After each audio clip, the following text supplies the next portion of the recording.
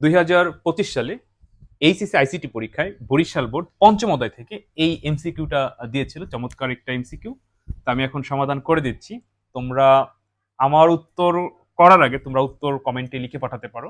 আর যারা 26 বা 27 সালের পরীক্ষার্থী আছে, তোমরা আমার এই হোয়াটসঅ্যাপ নাম্বার এসএমএস দিয়ে দ্রুত ফুল কোর্সে ভর্তি হয়ে যাবে। ইনশাল্লাহ তোমাদের আইসিটিতে কোনো সমস্যা থাকবে না। তোমাদের আইসিটি একদম বোর্ড পরীক্ষার আগ পর্যন্ত আমি কমপ্লিট করে দিব। মাসিক কোনো বেতন নাই, মাত্র ভর্তি হওয়ার সময় 999 টাকা দিয়ে ভর্তি হবে। ইনশাল্লাহ আইসিটিতে কোনো সমস্যা থাকবে না।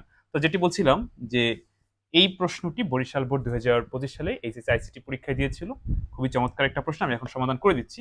এখানে বলছে বির মান 125 আর এর সমান হচ্ছে বি পার্সেন্ট 25। তাহলে বির মান যদি তোমার 125 হয় আর এর মান কত, এর মান হচ্ছে ওই বি পার্সেন্ট 25। তাহলে বির মান হচ্ছে 125। তো এটাকে ক্যালকুলেশন কত হবে? অনেকে মনে করে যে 125% 25, আসলে না, এই পার্সেন্ট হচ্ছে মডিউলাস। এটার অর্থ হলো তুমি ভাগ করবা, কিন্তু ভাগফল উত্তর হবে না, ভাগশেষ উত্তর হবে। তো 25কে যদি আমরা 125কে ভাগ দিই তাহলে 5 বার যায়, তাহলে ভাগফল 5 কিন্তু ভাগশেষ কিছু থাকে না, শূন্য। তাহলে সঠিক উত্তর হবে শূন্য। আশা করি বুঝতে পারছো। যেহেতু এখানে আমাদের বলছে প্রোগ্রামটির আউটপুট কত, তো প্রোগ্রামের এখানে দেখো প্রিন্টএফ, অর্থাৎ আউটপুটে এর মান চাইছে। তাহলে বির মান সরাসরি দেওয়া আছে, বাট এর মান সরাসরি দেওয়া নাই, কিন্তু ইঙ্গিত করা কি বি পার্সেন্ট 25। তাহলে বির মান পার্সেন্ট 25 করলে সঠিক আনসার হবে 0। আশা করি বুঝতে পারছো।